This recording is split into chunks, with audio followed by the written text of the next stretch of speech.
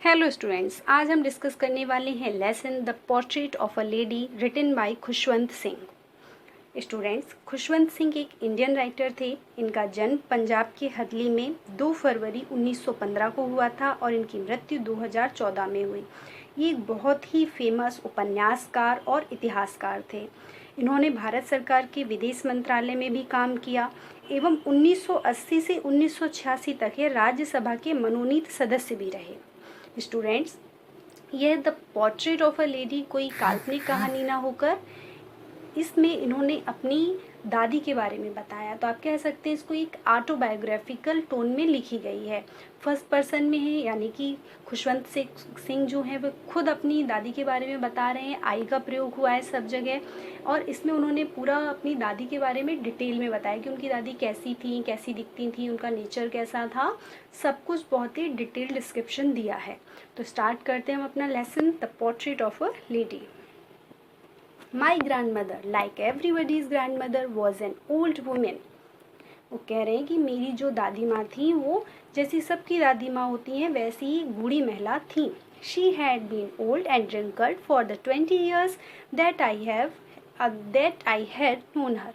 और वो कहते हैं जैसा कि मैं उनको जानता था, वो पिछले 20 सालों से कैसी बूढ़ी और रिंकल वाले फेस वाली, यानी कि जिनके रिंकल मीन्स होता है झुर्रियाँ पड़ी हुई थी, वो ऐसी थी। पिछले 20 सालों से वो ऐसी ही दिखती थी। People said that she had once been young and pretty and had even had a husband, but that was hard to believe. अब वो कह रहे हैं लेकिन लोग कहते हैं कि वह भी कभी कैसी थी, बहुत ही यंग थी और प्रेटी सुंदर थी और उनके हस्बैंड भी थे, लेकिन इन सारी बातों पर विश्वास करना मुश्किल है। My grandfather's portrait hung above the mantelpiece in the drawing room. और वो बता रहे हैं कि जो उनके ग्रैंडफादर थे उनका एक पोर्ट्रेट यानी कि चित्र जो था वो मेंटल पीस होता है, उसको हिंदी में बोलते हैं अग्नि कोष्ठ के ऊपर का जो ताक होता है उसे बोला जाता है। तो उसके ऊपर ड्राइंग रूम में उनके दादाजी की एक तस्वीर लगी हुई थी। He wore a big turban and loose fitting clothes. उन्होंने क्या पहना हुआ था? बिग टर्बन, यानी कि एक बड़ी सी पगड़ी पहनी हुई थी और उनके कपड़े जो थे वे कैसे थे? लूज फिटिंग थे, यानी कि थोड़े ढीले ढाले थे। His long white beard covered the best part of his chest and he looked at least 100 year old. अब वो कह रहे हैं उनकी जो सफ़ेद बड़ी बड़ी दाढ़ी थी उन्होंने उनके चेस्ट का कुछ भाग कवर किया हुआ था और वो कम से कम देखने में 100 ईयर्स ओल्ड यानी कि 100 साल के दिखते थे। He did not look the sort of person who would have a wife or children. अब वो कहते हैं कि वो बिल्कुल देखने में ऐसे नहीं लगते, मतलब वो इमेजिन नहीं कर पा रहे हैं राइटर कि उनके दादाजी जो जैसे अभी 100 ईयर्स के दिख रहे हैं सफ़ेद दाढ़ी वाले उस फोटो में, उन्होंने वैसा ही उनको देखा है। तो कहते हैं कि वो ये बहुत ही मुश्किल है इमेजिन करना कि उनकी कभी यंग थे और उनकी पत्नी थी, इस तरीके के वो व्यक्ति थे। He looked as if he could only have lots and lots of grandchildren, as for my grandfather being young and pretty.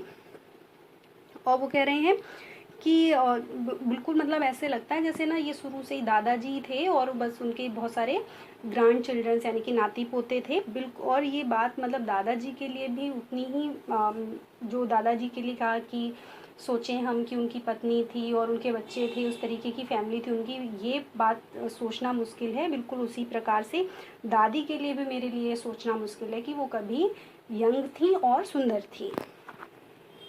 The thought was almost revolting.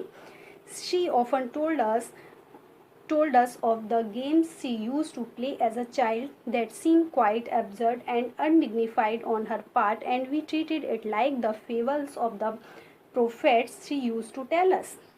अब वो कह रहे हैं कि वो ये जो विचार है ना इस तरीके की, ये मतलब बिल्कुल रिवोल्टिंग होते हैं, जैसे ना कि जो हम लोग हमारी जो सोच होती है उसके बिल्कुल अगेंस्ट होते हैं, विरुद्ध में होते हैं इस तरीके से का सोचना अपने दादा दादी के लिए कि वो लोग यंग थे कभी या उनके बेटे बेटे थे, इस तरीके की, मतलब वो हमेशा उनको बूढ़ा ही इमेजिन कर पाते हैं।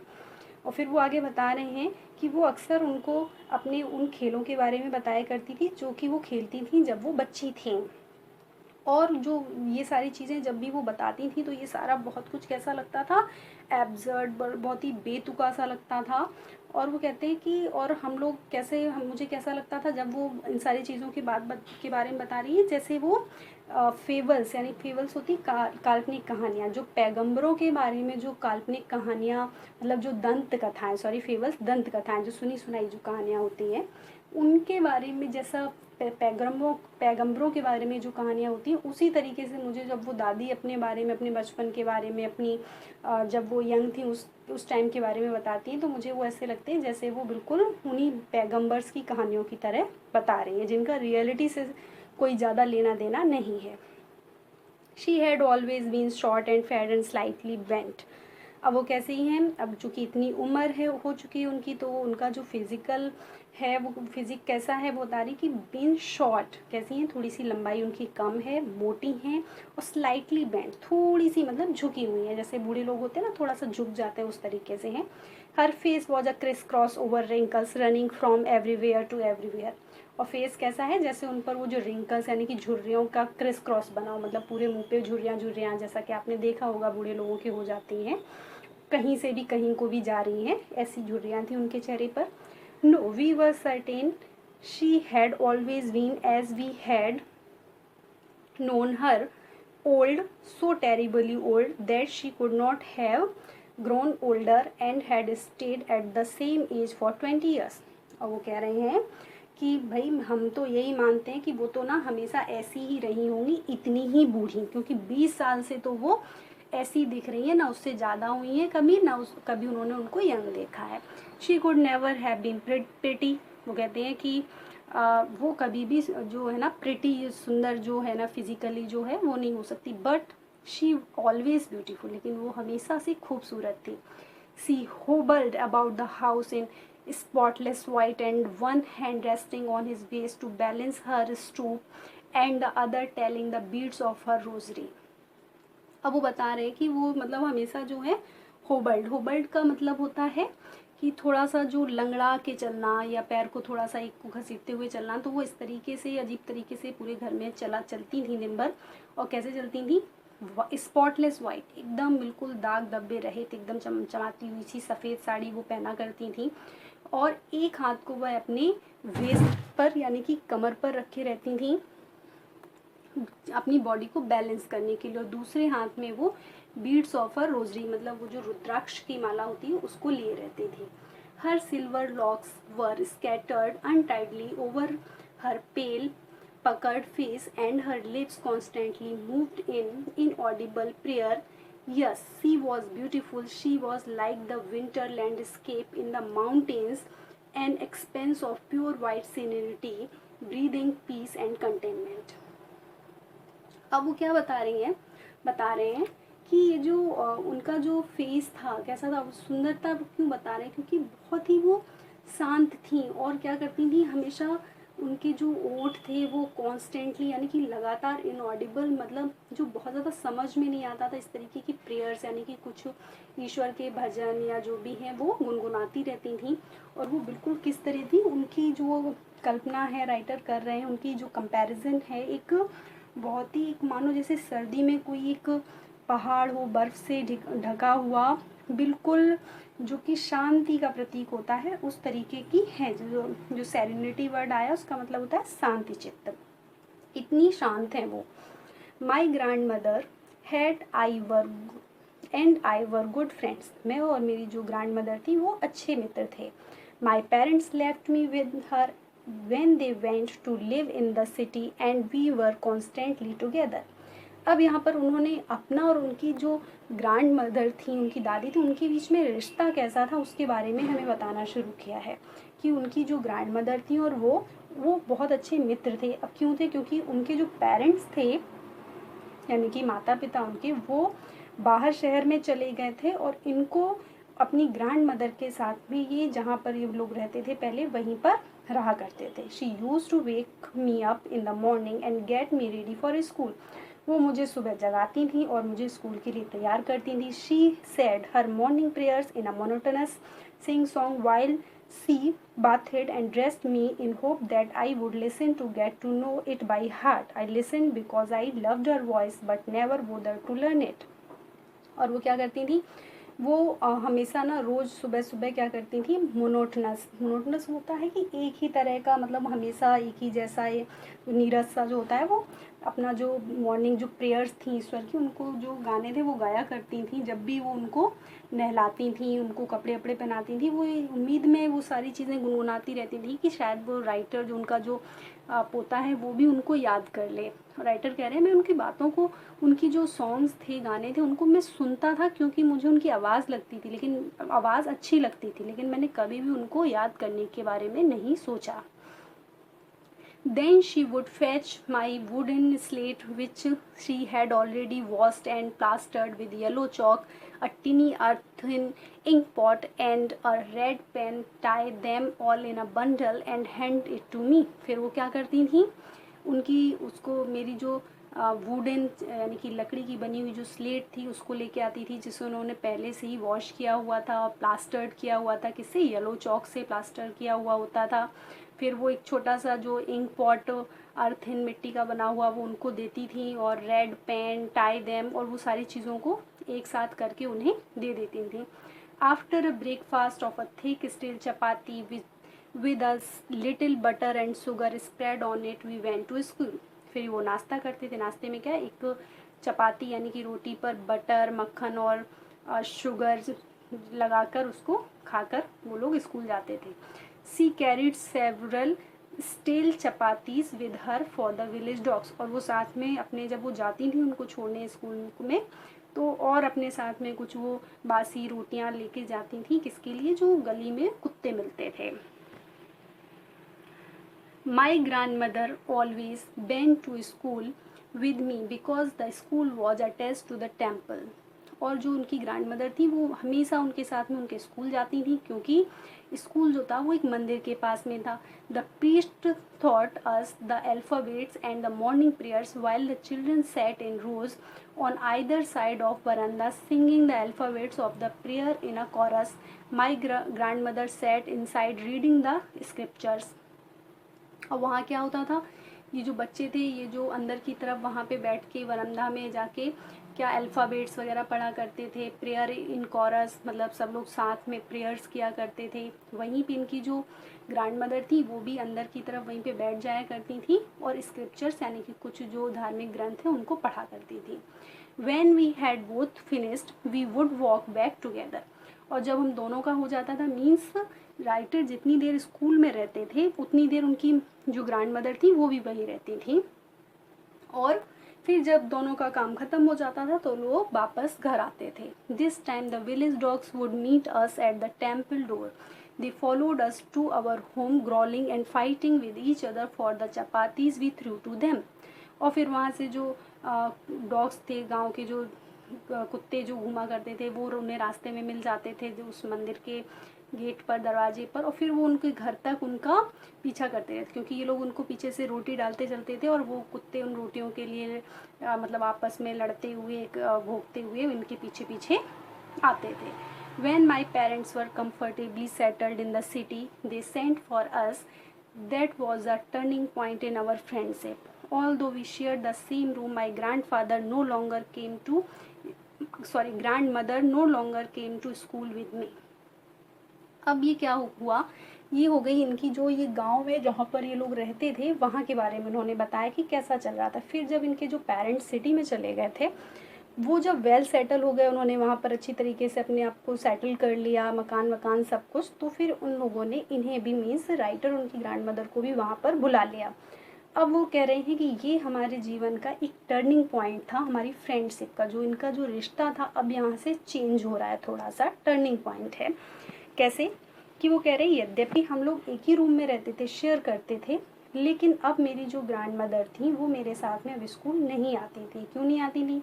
आई used to go to an English school in a motor bus. There was no dogs in the street and she looked took to feeding sparrows in the courtyard of the city house.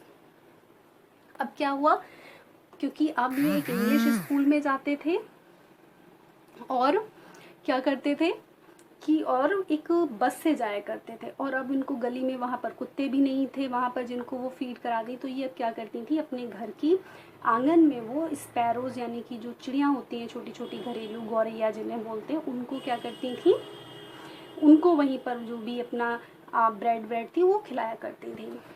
As the years rolled by, we saw less of each other. For some time, she continued to wake me up and get me ready for school. When I came back, she would ask me what the teacher had taught me. क्या हुआ, जैसे जैसे समय बीतता जा रहा था हम लोग एक दूसरे को समय कम दे पाते थे, मतलब आपस में कम टाइम स्पेंड कर पाते थे। कुछ समय तक उन्होंने वो क्या करती थी, वो मुझे सुबह जगा दिया करती थी, स्कूल के लिए तैयार किया करती थी, रेडी कर दिया करती थी, और जब मैं वापस आता था तो वो मुझसे पूछती थी कि मुझे टीचर ने क्या पढ़ाया।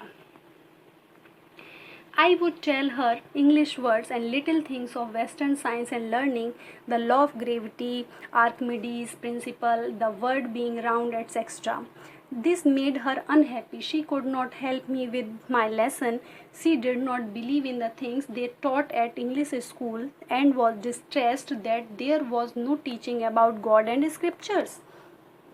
और जब वो राइटर उन्हें बताते थे कि वो क्या क्या पढ़ के आए, तो जैसे कुछ इंग्लिश वर्ड्स जो उन्होंने पढ़े होते थे, छोटी छोटी चीज़ें जैसे वेस्टर्न साइंस और अध्ययन के बारे में, लॉ ऑफ ग्रेविटी के बारे में, आर्किमिडीज के सिद्धांत के बारे में, या फिर ये पृथ्वी गोल क्यों है, इन सारी चीज़ों के बारे में। लेकिन इससे वो क्या होता था, सारी चीज़ों से वो खुश नहीं होती थी, इन सारी चीज़ों से उन्हें वो अनहैप्पी हो जाती थी, क्योंकि अब वो इन सारी चीज़ों में तो उनको हेल्प नहीं कर सकती थी पढ़ने के लिए, और उन्हें ये विश्वास नहीं होता था कि ये जो इंग्लिश स्कूल्स हैं वो कुछ भी ईश्वर के बारे में या जो हमारे धार्मिक ग्रंथ हैं उनके बारे में कुछ भी क्यों नहीं पढ़ाते हैं। One day I announced that we were being given music lessons. She was very disturbed too. Her music had lewd associations. It was the monopoly of her lords and beggars and not meant for gentle folk. She had said nothing, but her silence meant disapproval. She rarely talked to me after that. क्या हुआ, फिर एक दिन उन्होंने, जो writer हैं खुशवंत सिंह, उन्होंने अपनी दादी को बताया कि उन्होंने म्यूज़िक सीखा या म्यूज़िक सीखना शुरू कर दिया है। इससे जो वो उनकी जो दादी थी उन्हें ना वो सब कुछ अच्छा नहीं लगा, उन्हें उससे वो खुश नहीं हुई, नाराज़ हो गई, क्योंकि उनके लिए ये जो गाना बजाना था ये अच्छे लोगों के लिए, जेंटल लोगों के लिए नहीं था, ये तो बस वो भिखारी ऐसे ही जो मतलब मांगने खाने वाले लोग होते हैं उनके लिए था, जो गा गा कर लोगों का मनोरंजन करके अपने लिए पैसे कमाते हैं। और लेकिन वो शांत रहीं, उन्होंने कहा कुछ भी नहीं, लेकिन वो शांत थी, इसका मतलब था कि वो नाखुश थी, वो नहीं चाहती थी कि जो राइटर हैं वो म्यूज़िक सीखें। और उसके बाद उन्होंने राइटर से बात करना बहुत ही कम कर दिया, रेयरली वो कभी कभार उनसे बात करती थी। अब क्या हुआ, When I went up to university, I was given a room of my own. The common link of friendship was snapped. My grandmother accepted her seclusion with resignation. अब क्या हुआ कि अब फिर से यहाँ पर जो तीसरा पड़ाव है इनके रिलेशन का वो हुआ। अब राइटर थोड़े बड़े हो गए, यूनिवर्सिटी में आ गए, और अब इनको एक सेपरेट अलग से रूम दे दिया गया।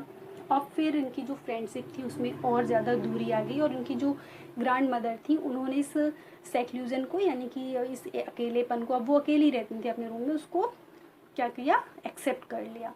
सी rarely left her spinning wheel to talk to anyone from sunrise to sunset. She sat by her wheel spinning and reciting prayers.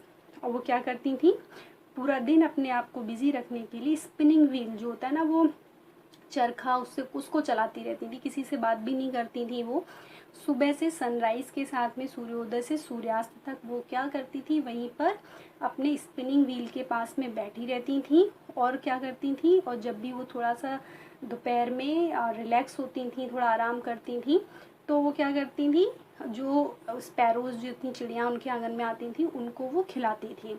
While she sat in the veranda breaking the bread into little bits, hundreds of little birds collect round her, creating a veritable bedlam of chirpings। क्या होता था कि जब वो बरामदे में बैठकर उनके लिए जो ब्रेड्स थी उनको छोटे छोटे टुकड़ों में तोड़ा करती थी, उस बीच में कितनी वहाँ पर आंगन में उनकी हंड्रेड्स ऑफ लिटिल बर्ड्स, मतलब सैकड़ों चिड़ियाँ वहाँ पर इकट्ठी हो जाती थी, और वो जो जगह थी वो उनकी चिचहाट जो थी, चींची चींची चींची की आवाज़ जो थी उनसे क्या होता था, भर जाती थी। Some came and perched on her legs, others on her shoulders. Some even sat on her head. She smiled but never suited them away. It used to be the happiest half hours of the day for her. और वो चिड़ियाँ जो थी ना, वो इतनी ज़्यादा उनसे फेमिलियर हो गई थी, इतनी ज़्यादा उनसे घुल मिल गई थी कि वो आकर कुछ चिड़ियाँ उनके पैरों पे बैठ जाती थी, कुछ उनके कंधों पर बैठ जाती थी, यहाँ तक कि कुछ उनके सर पे भी बैठ जाती थी, लेकिन वो हमेशा स्माइल करती रहती थी और उन्हें कभी भी वो हटाती नहीं थी या उड़ाती नहीं थी अपने पास से। और शायद ये जो समय जो था, दिन के जो आधे घंटे का समय जिस समय वो चिड़िया को खाना खिलाया करती थी, वो उनके लिए सबसे ज़्यादा खुश करने वाला समय होता था। When I decided to go abroad for further studies, I was sure my grandmother would be upset. I would be away for 5 years, and at her age, one could never tell, but my grandmother could. She was not even sentimental. She came to leave me at the railway station but did not talk to show any emotion. Her lips moved in prayer. Her mind was lost in prayer. Her fingers were busy tallying the beads of her rosary. क्या हुआ कि अब इन्होंने decide किया कि वो विदेश जाकर पढ़ाई करेंगे, आगे की पढ़ाई के लिए, स्टडी के लिए वो विदेश गए, और उन्हें ऐसा मतलब श्योर थे वो अपने आप में कि जो उनकी ग्रैंड मदर थी वो इस चीज़ से दुखी हो जाएंगी। और वो ये भी सोच रहे थे कि मैं जो है ना वो 5 सालों तक वहाँ पर रहूँगा, और फिर उसके बाद में पता नहीं जब उनकी जितनी एज थी ग्रैंड मदर की मैं लौट के आऊँ तो उसके बाद में वो मिलें भी मुझे कि ना मिले। लेकिन जो उनकी ग्रैंड मदर जो मदर थी उन्होंने क्या बिल्कुल भी कोई वो सेंटिमेंटल नहीं हुई, बिल्कुल वो उनको छोड़ने के लिए रेलवे स्टेशन तक आई, लेकिन उन्होंने कोई बहुत ज़्यादा बात नहीं की, कोई ऐसा इमोशन शो नहीं किया।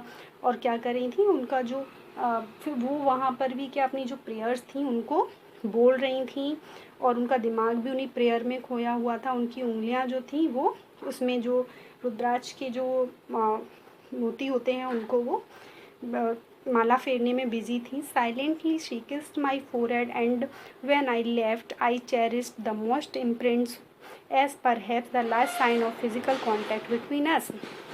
और उन्होंने धीरे से मेरे जो माथे को था वो किस किया, और फिर क्या हुआ वो ये सोच रहे थे कि when I left I cherished, उन्होंने सोचा जब वहाँ से वो चले तो वो थोड़े से दुखी थे ये सोच के कि हो सकता है कि ये जो फिज़िकल कांटेक्ट मेरे और मेरी ग्रैंड मदर के बीच में हुआ ये शायद आखिरी हो, क्योंकि वो जैसा उन्होंने पहले कहा कि इतनी उम्र है उनकी, उसके बाद 5 सालों तक वो बाहर रहेंगे तो अब वो मिल पाते हैं कि नहीं। But that was not so. After 5 years, I came back home and was met by her at the station. और क्या हुआ, लेकिन ऐसा कुछ नहीं हुआ। जब वो 5 सालों बाद लौटे तो वो फिर वो अपनी जो ग्रैंड मदर थी उनसे स्टेशन पर मिले। She did not look a day older, और वो बिल्कुल भी ऐसा नहीं लग रही थी जैसी वो पहले थी वैसी दिख रही थी। ऐसा नहीं था कि मतलब एक दिन भी बूढ़ी नहीं दिख रही थी, मतलब जैसे वो छोड़ के गए थे वो ऐसी दिख रही थी। She still had no time for words, and while she clasped me in her arms, I could hear her reciting her prayers. और अभी भी उनके पास एक भी शब्द बोलने के लिए समय नहीं था। जब उन्होंने उन्हें अपने गले से लगाया तो उन्होंने कह रही उन्होंने अपने बाहों में उसको राइटर को जब भरा तो उस समय भी वो उनके जो मुंह से धीरे धीरे से वो जो प्रेयर्स जो ईश्वर की प्रार्थना कर रही थी उनको वो सुन सकते थे। Even on the first day of my arrival, her happiest moments were with her sparrows, whom she fed longer and with frivolous rebukes. अब वो क्या कह रही हैं, कह रहे हैं कि जिस दिन वो आए थे उस दिन भी वो क्या कर रही थी, उनका जो सबसे ज़्यादा उन्हें खुशी देने वाला जो क्षण था वो वही था जब वो उन्होंने अपनी जो वो चिड़ियाँ जो आती थी उनको उन्होंने क्या किया, फीड कराया, उन्हें खिलाया, जो ब्रेड वगैरह वो खिलाती थी। इन the evening a change came over हर, और शाम को एक उनमें एक परिवर्तन हुआ। क्या हुआ, शी डिड नॉट प्रे, उन्होंने प्रार्थना नहीं की। She collected the women of neighbourhood, उन्होंने क्या किया, अपने जो पड़ोस की जो महिलाएं थी उनको इकट्ठा कर लिया। Oh and got an old drum and started to sing for several hours the thumped the sagging skin of the dilapidated drum and sang the homecoming of warriors.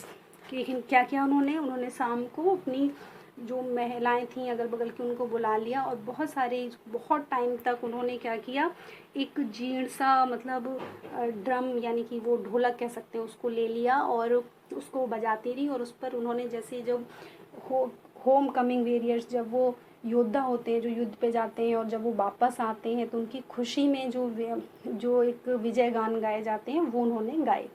We had to pursue her to spot to avoid overstraining. That was the first time since I had known her that she did not pray.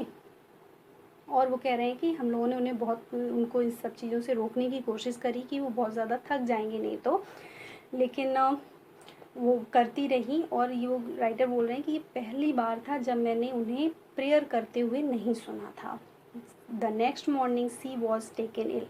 अगली सुबह वो बीमार हो गई। It was a mild fever and the doctor told us that it would गो।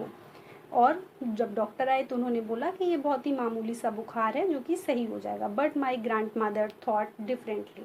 लेकिन जो उनकी grand mother थी वो कुछ अलग ही सोच रही थी। She told us that her and was near.